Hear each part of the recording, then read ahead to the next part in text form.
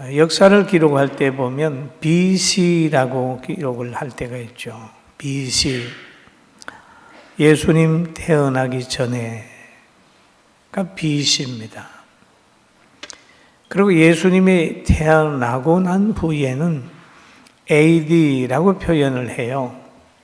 이 말은 그 아노 도미니아라고 하는 말인데 라틴어에 가면 주님의 해라 그런 의미가 있죠. 그럼 우리가 지금 1900 몇 년, 2000년이다 이 해가는 지금 주님의 해에 살고 있다 이런 거죠. 그럼 이걸 다 쓰고 있어요. 신자나 불신자나 간에 그렇게 다 쓰고 있단 말이에요. AD를 쓰고 있어요. 그럼 누가 뭐라 그래도 예수님은 역사의 중앙에 서고 누가 뭐라 그래도 하나님은 천지를 창조하셨다. 할렐루야.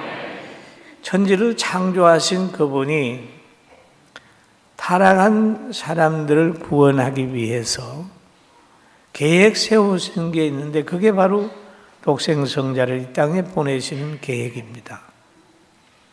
그래서 그는 예수님 태어나기 전 약 600년 전에 이사야 선지자를 통해서 예언을 했어요. 말씀하게 했어요. 보라 처녀가 잉태하여 아들을 낳을 것이요 그 이름 임마누엘이라 하리라. 그럼 예언했어요. 그 예언한 것이 바로 이 성탄절에 이루어진 겁니다.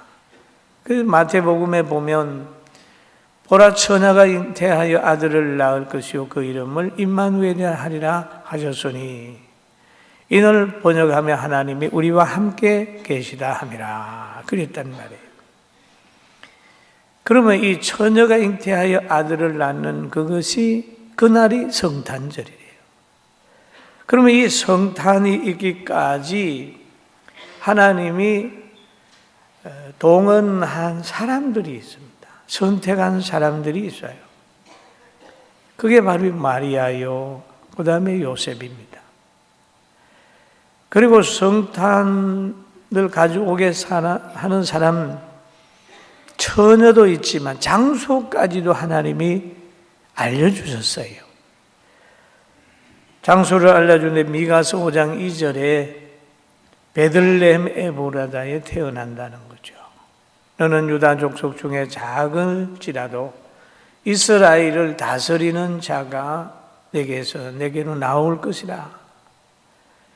그의 근본은 상고의 영원에 있느니라 라고 얘기를 하죠. 그러면 처녀의 잉태와 태어나는 장소가 다 예언되어 있어요.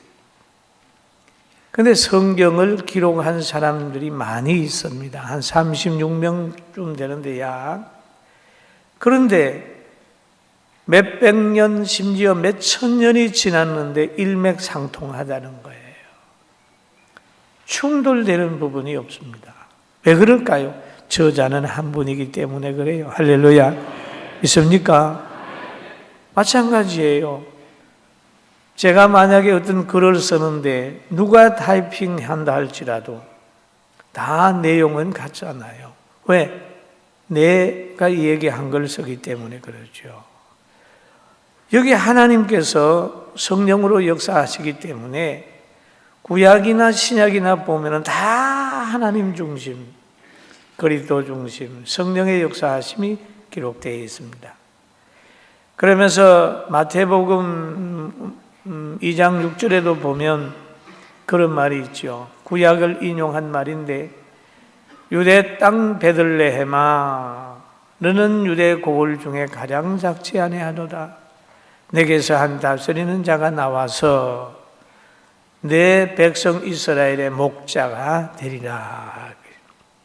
미가서에 예언한 것이 지금 성취가 되는 겁니다. 그래서 여러분과 저는 굉장히 행복한 거예요. 시대 속에서 엄청난 행복자라는 거 꼭 기억하며 삽시다. 할렐루야. 그리고 여기에 행복한 사람 중에 마리아라고 하는 분이 아주 행복한 분이에요. 전 세계에서 가장 많은 자기 형상을 가지고 있는 사람이 마리아예요.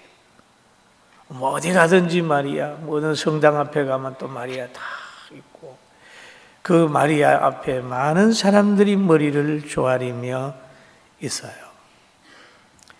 근데 마리아는 하나님이 선택해 주셨고, 하나님이 그를 만나 주셨고, 하나님이 그 사람을 통해서 예수 그리스도를 이 땅에 보내겠다고 하는 말씀을 하셨어요. 얼마나 복이 있습니까? 이 땅의 여인들 가운데 가장 복 있는 여인이요, 이 땅의 처녀들 가운데 가장 귀한 처녀였다, 그렇게 봅니다. 여러분, 사람이, 처녀가 남편을, 총각을 잘 만나서 가정을 이루는데 남편이 잘 되면 그 여인은 남편으로 인하여 엄청 누림을 누릴 수 있어요. 구약 성경에 보면 에스더라고 하는 여인이 참 포로로 잡혀간 유다 백성이기 때문에 그 왕의 부인이 될 수가 없는 그런 신분이었지만은, 그래도 모든 도계의 교훈을 잘 듣고 하나님 중심으로 살아서 하나님의 역사로 그 왕후가 되는 거잖아요. 그래서 그가 아주 기뻐하면서 유다 백성 구원을 위해 노력을 하는 겁니다. 그런데 그 여인은 어떤 여인이냐? 기도하는 여인이고, 지도자를 잘 만났고 하나님의 보호받는 여인이었다, 그런 거죠. 그럼 구약의 에스더가 이제 남편을 잘 만났다면, 오늘 신약에 와서 마리아는 하나님의 영으로 잉태되는 복을 받았기 때문에 최고로 잘 만난 거예요. 할렐루야. 믿습니까? 참, 그래도 그러잖아요. 성모 마리아라, 그런 말을 하잖아요. 참 마리아는 좋은 만남을 만난 여인이었다. 그리고 그런데 이 마리아가 좋은 만남을 어떻게 유지했느냐 하는 게 중요하죠. 좋은 만남을 만났는데 그거 유지 못하는 사람이 있습니다. 에스더의 그 자리에 들어갔습니다마는 그 에스더 전에 있는 그 왕후는 실패했어요. 왜 실패를 했느냐? 남편의 말을 안 들었어요. 그랬더니 그만 와서디는 실패하고 에스더는 성공했잖아요. 이 마리아는 보면은 하나님의 말씀에 순종했어요. 천사의 말을 그대로 받아들였어요. 그 무서워하면서도 아멘 했습니다. 누가복음 1장 30절에 보면은 이런 말씀이 있어요. 천사가 이르되 마리아여 뭐 하지 말라 그랬지요? 무서워하지 말라는 말은 무서워하고 있다는 얘기죠. 처녀가 잉태한다고 하니까 무서운 거예요. 그러니까 무서워하지 말라, 그렇게 얘기하죠. 내가 하나님의 은혜를 입었느니라, 보라 잉태하여 아들을 낳으리니 그 이름을 예수라 하라라는 말씀을 합니다. 누가복음에서 이제 그런 말씀을 쭉 하는데, 그 말씀을 들은 마리아는 누가복음 1장 38절에 이렇게 대답을 하지요. 마리아가 이르되 주여 여종이 오니 말씀대로 내게 이루어지이다 하며 천사가 떠나가니라. 말씀대로 내게 이루어지이다. 여러분, 순종이라고 하는 것은 이해가 돼도 순종하지만은 성경에는 이해가 안 돼도 순종하는 거예요. 이게 환경을 초월한 순종입니다. 마리아는 정혼한 상태에서 잉태하게 되면 자기에게 어떤 결과가 있는 것도 예측했을 거라고요. 그럼에도 말씀대로 이루어지기를 바랍니다 라고 했습니다. 마리아의 순종은 환경을 초월한 순종이고 죽음을 각오한 순종이 아닌가 하는 생각을 합니다. 그때뿐 아니라 지금도 기독교 신앙을 가지려고 하면 참 어렵습니다. 인간의 이성으로 설명할 수 없는 일들이 많이 이 땅에 일어날 수 있어요. 그러나 예수님을 비롯한 선지자들이나 성령에 감동받은 사람들이 그 시대마다 다 배척을 당했어요. 그러나 실패는 하지 않았습니다. 왜 배척을 당했을까요? 베들레헴에 예수님이 태어났을 때 예수님을 환영한 분이 몇 분이나 됐을까요? 예수님이 기적을 행하고 했을 때 거기에 예수님에게 박수를 친 분이 몇 분이나 됐습니까? 여러분, 예수님의 삶을 돌아보면 오늘날 교회가 세상에서 많은 선을 행한다 할지라도 세상이 박수를 보내지 않는 것을 슬퍼할 이유가 없습니다.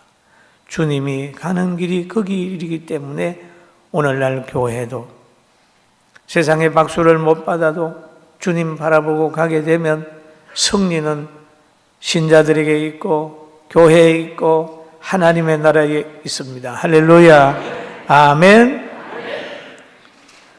과거 한 30년 전에 한 여인이 있었습니다. 우리 교회에 나왔어요. 신앙생활을 잘 했습니다. 영적인 체험도 했습니다. 그런데 그 가정을 뒤에서 돕는 사람이 있었습니다.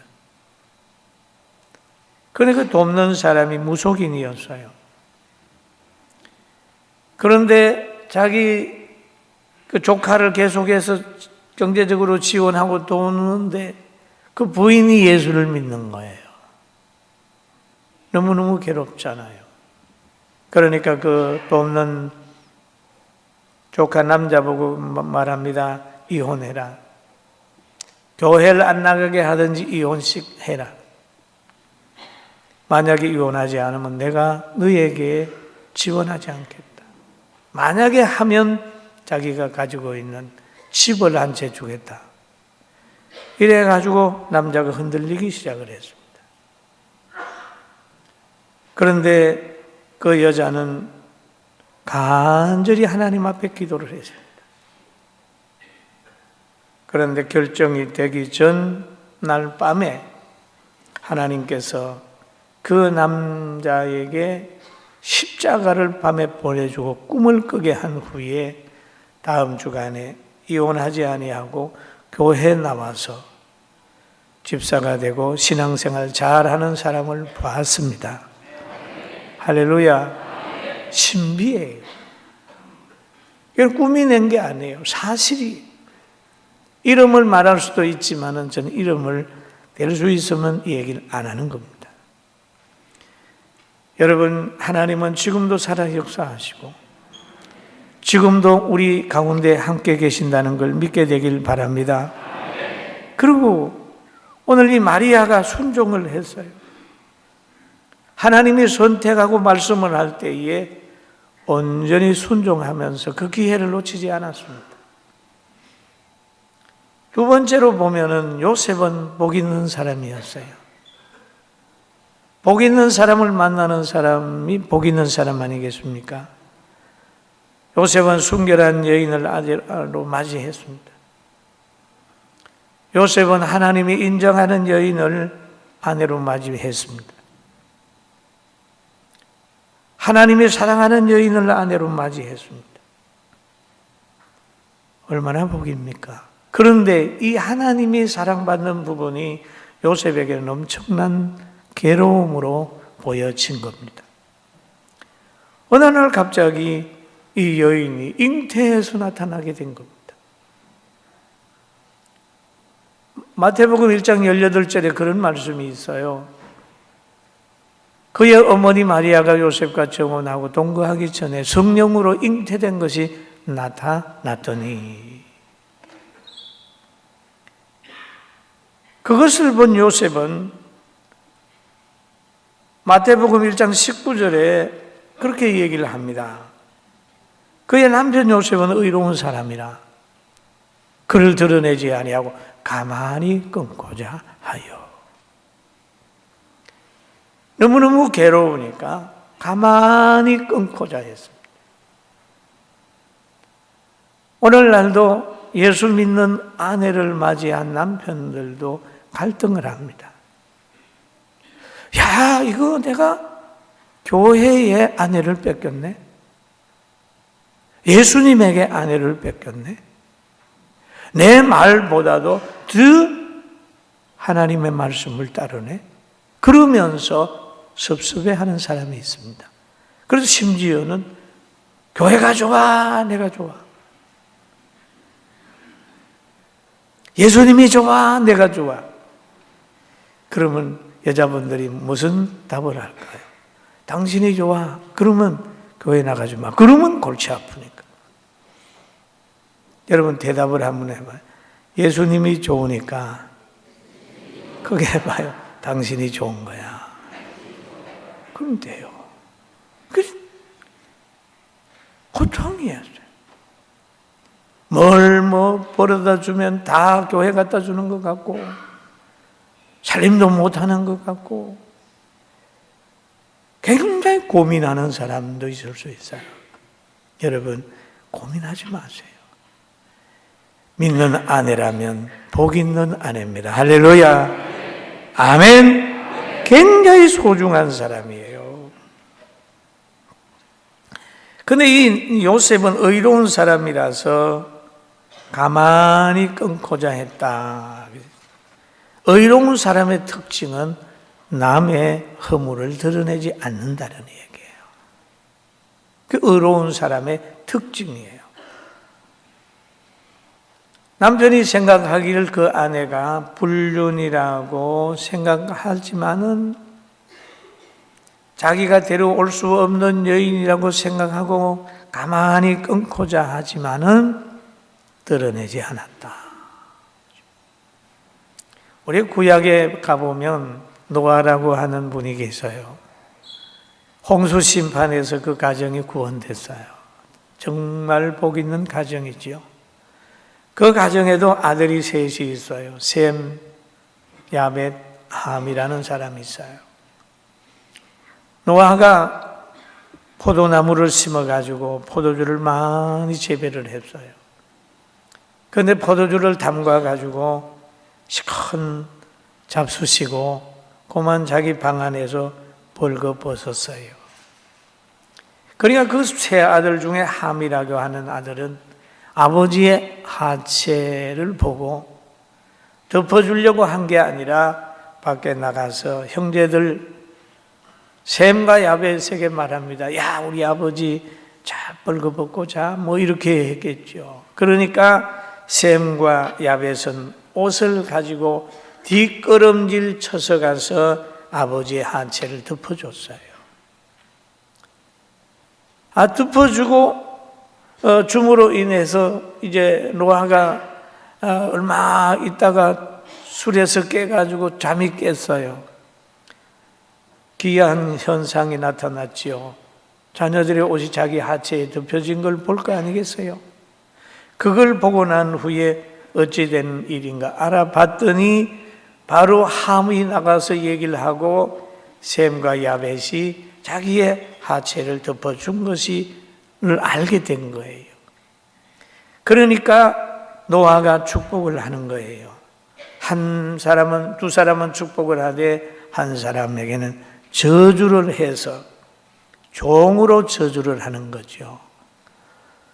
이 남의 허물, 남편의 허물, 아내의 허물, 가정의 허물, 교회의 허물, 모든 사람의 허물을 덮어줄 수 있는 사람은 복받을 수 있는 사람이 되지만은 자꾸 밖으로 나가서 이 얘기를 하고 부정적이만 드러내고 파괴적인 사람은 종의 근성을 가지고 함처럼 살 수밖에 없어요. 여러분, 우리는 그리스도의 사랑 가지고 늘 아내의, 남편의 약점이 있다 할지라도 믿음으로 사랑으로 이해하고 듣고 회개하면서 살게 하는 능력이 있기를 주의 이름으로 축원합니다. 아멘. 그러니까 마리아의 남편 요셉이 의로운 사람이라 드러내지 아니하고, 야곱의 또 노아의 자녀들 중에서도 보면 드러내지 아니하고 부모의 허물을 덮어주면서 기다리는 거죠. 여러분, 그런 따뜻한 마음 꼭 가지고 삽시다. 가정과 교회와 사회의 상대의 약점을 자꾸 파괴시키는 것은 결코 의로운 사람이 아니다. 그리고 이 요셉은 하나님의 말씀을 잘 들음으로, 인내함으로 인하여 하나님이 그에게 오해를 풀어주는 거예요.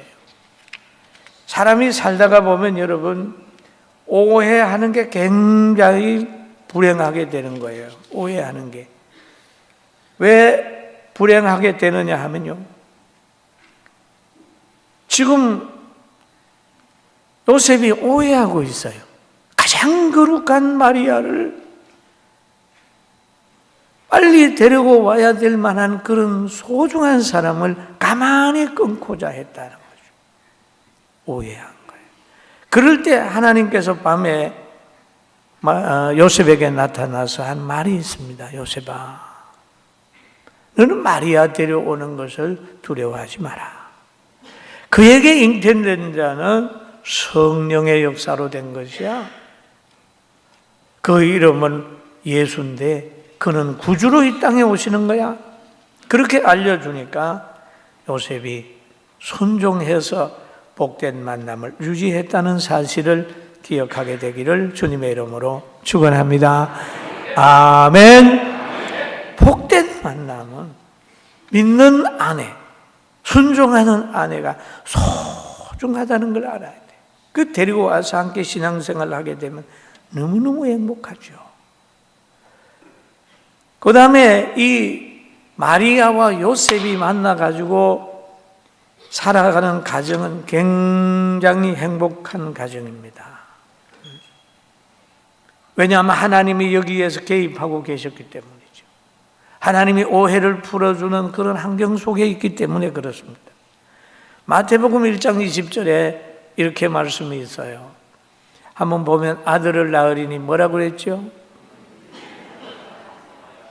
주의 사자가 현몽하여 이르되 다윗의 자손 요셉아 내 아내 마리아 데려오기를 뭐 하지 말라고요?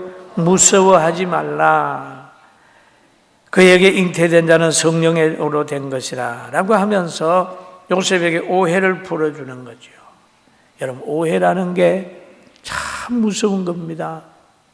오진 무서운 거지요. 병원에서 오진하면 큰일 나죠. 오해하잖아요. 오발 총을 다루다가 잘못하면 그렇잖아요. 이런 건 무서운 거예요. 과거에 어떤 사람이 산에 그 노루를 잡으러 짐승 잡으러 갔는데 저 멀리에서 어떤 분이 어떤 물체가 움직이는 거예요. 가만히 보니까 짐승 같기도 해 총으로 쐈더니 그 나무를 캐는 할머니였어요. 그 오인하는 거죠. 우리나라에도 보면은 그 잘못된 지식 선동자에 의해서 막 그냥 강우병 사건에도 보면은 촛불을 들고 그것이 사명인 줄 알고 그랬더니 결국 주동자 몇 사람에 의해서 수없이 많은 사람들이 헛수고를 해버리고 말았잖아요. 그리고 요즘에 유튜브나 이렇게 들어가 보면은 진리를 오해케 하는 글들이 많이 나오고 있어요. 거기에 감염되지 않기를 주의 이름으로 축원합니다. 축원합니다. 성경을 잘못 해석을 해버려요. 여러분, 분별이 가장 귀한 때에 지금 와 있습니다. 분별. 예수님 십자가에 질 때가, 그때가 여론 그 문화가 가장 발달을 할 때였을 때입니다. 예수님은 무죄했어요. 예수님은 무죄했어요. 그런데 예수님을 재판을 하는 거예요. 그럴 때 빌라도가 예수님에게 무죄를 내리려고 하니까 너무 군중들이 소리를 지르는 거예요.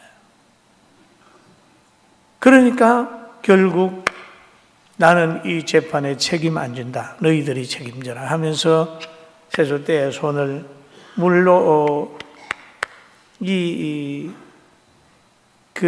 손을 닦으면서, 물에 손을 닦으면서 나는 죄가 없다. 너희 책임져라. 그만 여론이 법을 이겨버린 거예요. 공정함을 짓밟아 버린 거예요. 그리고 예수님이 십자가를 진 사건이 있습니다. 그 당시에 여론을 좌우했던 제사장과 사도개인과 장로들, 시기 때문에 나타나는 현상이 있어요. 이런 일이 없도록 모든 지도자들도 바로 서야 되고, 여러분 직장에서도 군중 심리에 휘어잡히지 말고 변화를 받아 분별력을 가지고 공의가 강처럼 흐르는 환경을 만들어내는 위대한 우리 성도들 되기를 주님의 이름으로 축원합니다.